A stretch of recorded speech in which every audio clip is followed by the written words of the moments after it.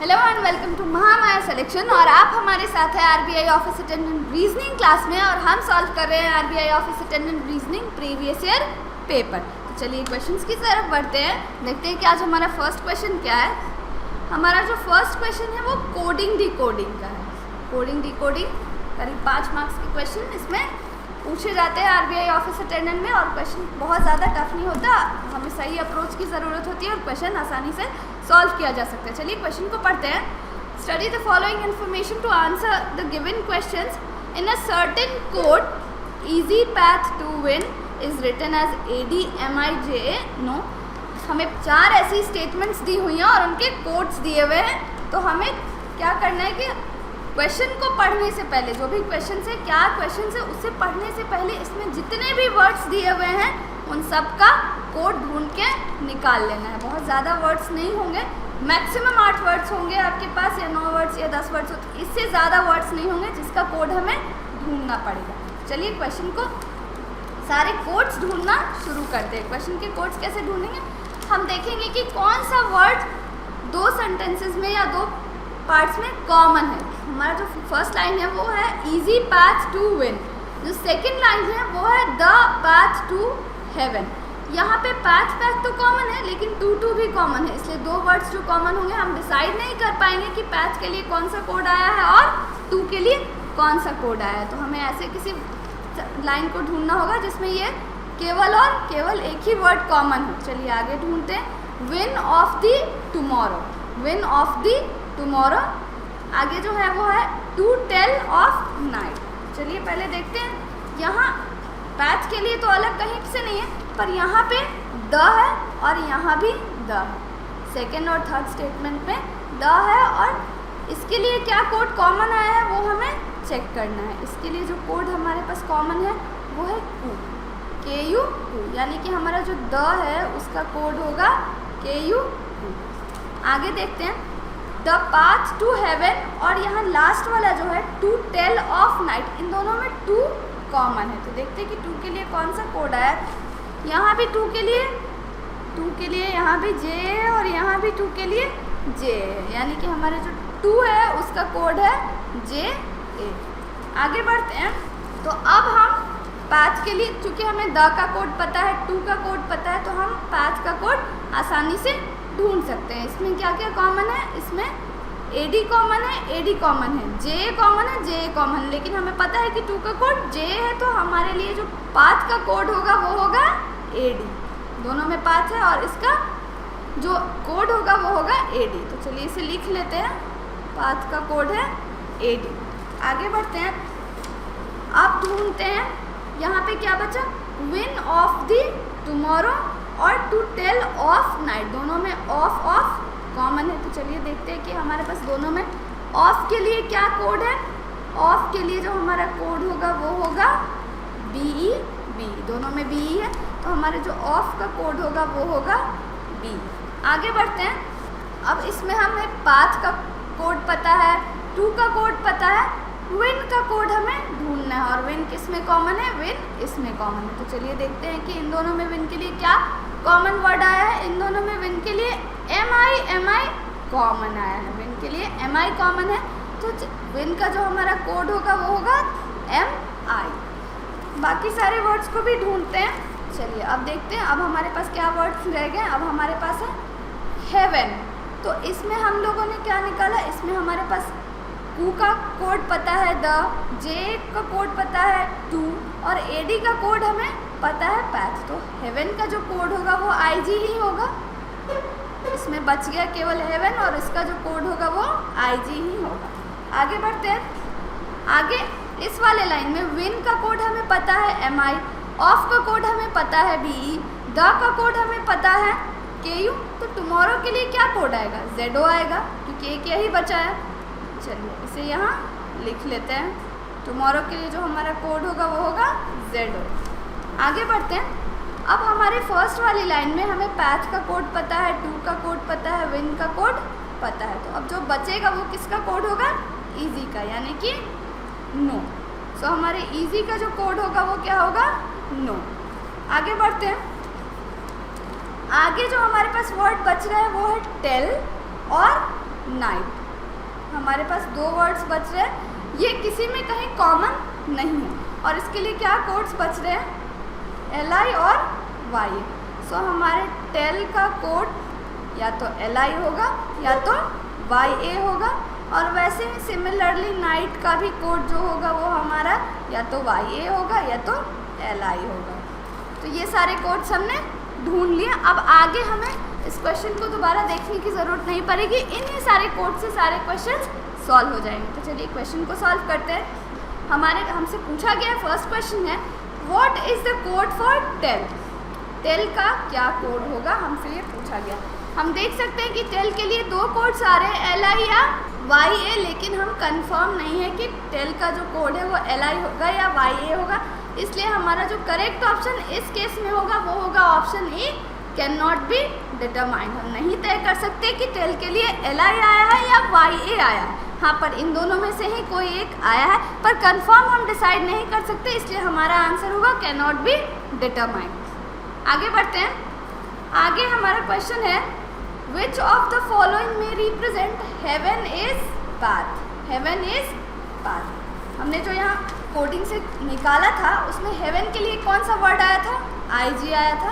Path के लिए कौन सा वर्ड आया था, पाथ के लिए AD आया था। उस कोड में गिवन ही नहीं था, इसलिए इसके लिए हमें कुछ नहीं मालूम क्या आया था। चलिए देखते हैं कि हमारे पास ऑप्शंस क्या क्या है। IG AD NO। अब IG AD तो यहाँ है, पर NO किसके लिए आया था, NO easy के लिए आया था, तो ये तो बिल्कुल भी नहीं होगा।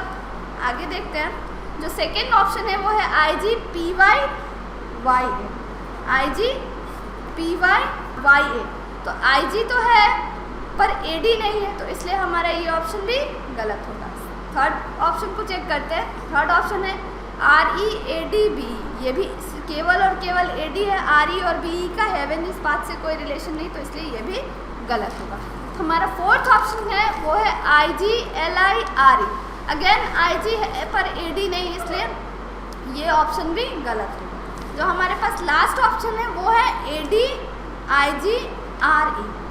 IG और AD तो हमें पता है कि हेवन और पाथ के लिए आया है, पर इसके लिए चूंकि हमारे पास कोई कोड अवेलेबल नहीं है, क्वेश्चन में इसका इस है ही नहीं, इसलिए हम उसका कोड नहीं ढूंढ सकते, तो यहाँ पे इसका कोड RE ही होगा। तो हमारा जो करेक्ट ऑप्शन होगा वो होगा ऑप्शन E, यानी कि हेवन इज पाथ का कोड होगा AD RE IG। Moving towards the next question. हमारा नेक्स्ट क्वेश्चन है MI is the code for which of the following. अब हमने निकाल ही लिया था कि MI जो है वो विन का कोड है, तो इसे ज़्यादा कुछ करने की ज़रूरत नहीं है। अब इसीलिए तो मैंने कहा था कि 8 से 10 मैक्सिमम वर्ड्स हो गए, हमें क्वेश्चन को देखते ही उन सारे का कोड्स ढूंढ लेना है, क्वेश्चन को बाद में देखना है। तो हमारे इस क्वेश्चन का आंसर जो होगा वो होगा option B, win.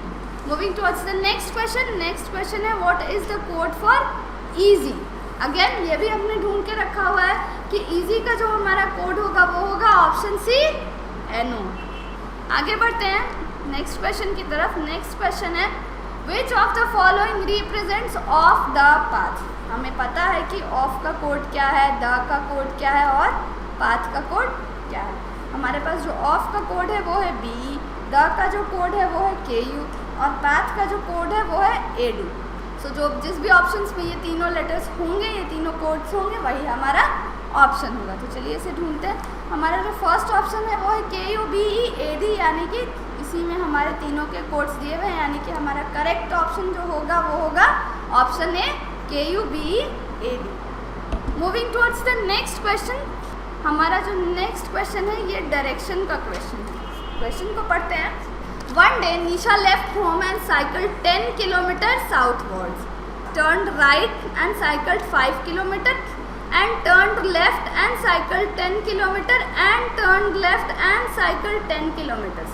How many kilometers will she have to cycle to reach home straight? चलिए क्वेश्चन को सॉल्व करना शुरू करते हैं। कि मान लीजिए कि निशा यहाँ है, उसने कितना डिस्टेंस तय किया, 10 किलोमीटर साउथवर्ड उसने तय किया। आगे उसने क्या किया, आगे वो अपने राइट मुड़ जाती है, आगे वो अपने राइट मुड़ जाती है, यानी कि इस तरफ, और फिर 5 किलोमीटर डिस्टेंस तय करती है। फिर वो अपने लेफ़्ट मुड़ जाती है और फिर 10 किलोमीटर तय करती है, फिर वो 10 किलोमीटर तय करती है। और इस बार उसने क्या किया, then again she turn left and cycle 10 kilometre, और फिर वो अपने लेफ्ट मुड़ जाती है यानी इस तरफ मुड़ जाती है और फिर से उसने 10 किलोमीटर डिस्टेंस तय किया। तो हमसे पूछा गया है how many kilometres will she have to cycle to reach home straight. उसे घर जाने के लिए, सीधा घर जाने के लिए, उसने यहाँ से शुरू किया था, तो घर जाने के लिए उसे कितना किलोमीटर चलना पड़ेगा या कितना किलोमीटर साइकिल करना पड़ेगा, ये हमसे पूछा गया। ये जो डिस्टेंस है, ये जो डॉटेड लाइन की डिस्टेंस है, यही हमें फाइंड आउट करनी है। तो चलिए करते हैं क्वेश्चन को सॉल्व। यहाँ जो ये डिस्टेंस होगा, क्योंकि ये 5 किलोमीटर ऑलरेडी था, तो यहाँ पे 5 किलोमीटर और यहाँ पे 5 किलोमीटर डिस्टेंस ये होगा। और ये जो हमारी टोटल डिस्टेंस होगी वो होगी इधर से 10 किलोमीटर और यहाँ से 10 किलोमीटर यानी कि 20 किलोमीटर। ये डिस्टेंस जो टोटल हमारी है ये होगी 20 किलोमीटर और ये डिस्टेंस हमारी 5 किलोमीटर। और ये जो यहाँ पे बन रहा है ये हाइपोटेनस बन रहा है और पाइथागोरस का फॉर्मूला लगा के हम इसका लेंथ निकाल सकते हैं। तो चलिए करते हैं इस क्वेश्चन को सॉल्व। तो हमारे जो डिस्टेंस आएगा, जो निशा को साइकिल से स्ट्रेट ट्रैवल करना पड़ेगा, वो होगा 20 स्क्वायर प्लस 5 का स्क्वायर अंडर रूट, यानी कि 400 प्लस 25 अंडर रूट, यानी कि अंडर रूट 425, यानी कि करेक्ट आंसर जो होगा वो होगा 5√17 किलोमीटर। ऑप्शंस को चेक करते हैं। हमारे पास ऑप्शन है 30, 15, 10 और 20, यानी कि हमारा जो करेक्ट ऑप्शन है वो है 5√17 किलोमीटर, यानी कि हमारा करेक्ट आंसर हो जाएगा option E, none of these. Moving towards the next question. हमारा जो नेक्स्ट क्वेश्चन है वो है arrange these words in alphabetical order and tick the one that comes last. हमें इन सारे वर्ड्स को अल्फ़ाबेटिकल ऑर्डर में अरेंज करना है और जो सबसे लास्ट है, सबसे नीचे आए, वो उसको टिक करना है। क्वेश्चन में वर्ड्स जो हमें दिए गए हैं वो है अबैंडन, एक्चुएट, एक्यूमुलेट, अक्विट और अचीव। फर्स्ट वर्ड चूँकि सब में कॉमन है ए, तो हम सेकेंड वर्ड को चेक करेंगे। सेकेंड वर्ड है बी, सी, सी, सी, सी, सब में आखिरी के जो 4 हैं उनमें सी सी कॉमन है। तो हम अब थर्ड वर्ड को चेक करेंगे। जब हम थर्ड वर्ड को देखते हैं तो हमारे पास आता है ए, टी, सी, क्यू और एच। इनमें सबसे लास्ट में आएगा टी, इनमें सबसे लास्ट में आएगा टी, इसलिए हमारा जो word that would come last वो होगा एक्चुएट, यानी कि ऑप्शन नंबर ए, एक्चुएट, ये सबसे लास्ट में आएगा। Moving towards the next question. हमारा जो नेक्स्ट क्वेश्चन है वो says how many pairs of letters are there in the word castraphone which have as many letters between them in the word as in the alphabet. हमें जो word given है वो है कैस्ट्राफोन और हमें पता करना है कि इनमें कितने वर्ड्स ऐसे हैं जो अल्फ़ाबेटिकली भी उतनी ही दूरी पर आते हैं जितनी इसमें दिए गए हैं। चलिए इसको 1 बाय 1 चेक करते हैं। सारे वर्ड्स को हमें 1 बाय 1 चेक करना है। लेफ्ट साइड से पहले चेक करते हैं। CA, CS, PQR, ST। हमारा जो फर्स्ट वर्ड आता है सामने वो होगा ST। आगे चेक करते हैं RAP। हमारा जो सेकेंड वर्ड होगा वो होगा RAP। ये रिवर्स में PQR, ये रिवर्स में आता है, यानी कि हमारा जो सेकेंड होगा वो होगा RAP, क्योंकि PQR एक साथ आता है यहाँ, तो ST भी एक साथ आता है। आगे चेक करते हैं। आगे जो होगा वो होगा हमारा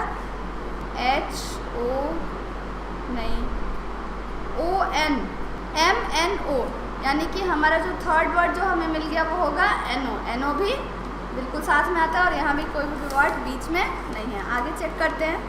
आगे जो हमारे पास होगा वो होगा HONE। ये भी अगर हम रिवर्स में चेक करें तो E के बाद FGH, यानी कि HONE। ये जो होगा वो होगा हमारा EFGH, यानी कि हमें अभी तक ऐसे 4 वर्ड्स मिले हैं। आगे ढूंढते हैं। आगे जो होगा वो हमारा इधर से हम चेक करें तो TRAPHO, ये भी जो वर्ड होगा हमारा, इसके बीच में भी उतने ही लेटर्स आते हैं जितने कि अल्फ़ाबेट में आते हैं, यानी कि PQRST, ओ के बाद PQRST, यानी कि हमारा जो थर्ड वर्ड होगा THO, यानी कि OPQRST।